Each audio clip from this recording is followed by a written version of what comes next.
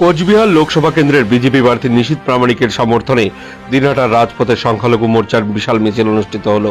মিছিলে নেতৃত্ব দেন কোচবিহার জেলা সংখ্যালঘু মোর্চার কনভেনর নাজির হোসেন, 6 নং মণ্ডল সভাপতি আবু আল আজাদ, জেলা বিজেপির সম্পাদক অজয় রায়, জেলা সংখ্যালঘু মোর্চার সম্পাদিকা সাবিনা ইয়াসমিন ও বিজেপি সভানেত্রী শাবানা খাতুন সহ বিভিন্ন কার্যকর্তারা।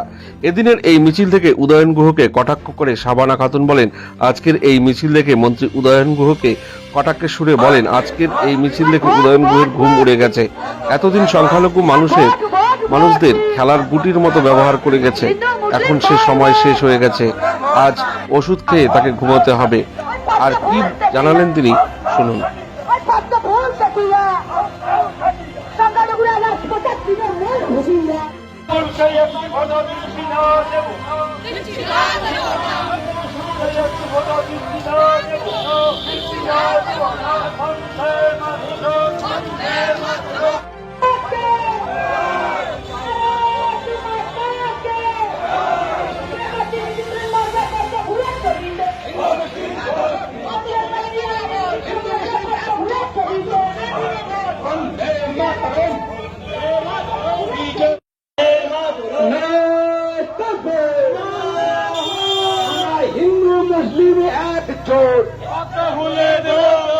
हिंदू मुस्लिम एकजुट वंदे मातरम।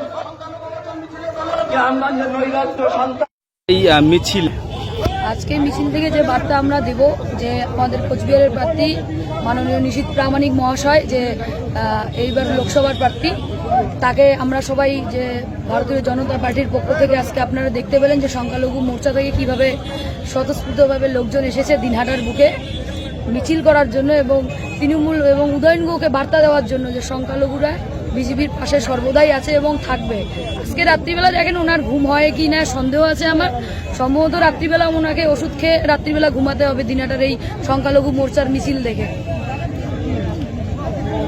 লোকসভা নির্বাচনে পুরো জেলায় আমাদের 2.5 থেকে 3 লাখ ভোটে আমরা লিড দেবো, তার মধ্যে দিনহাটা এবং সিটাই বিধানসভা মিলে 80,000 তো ভোটে লিড দেওয়ার আমাদের টার্গেট আছে।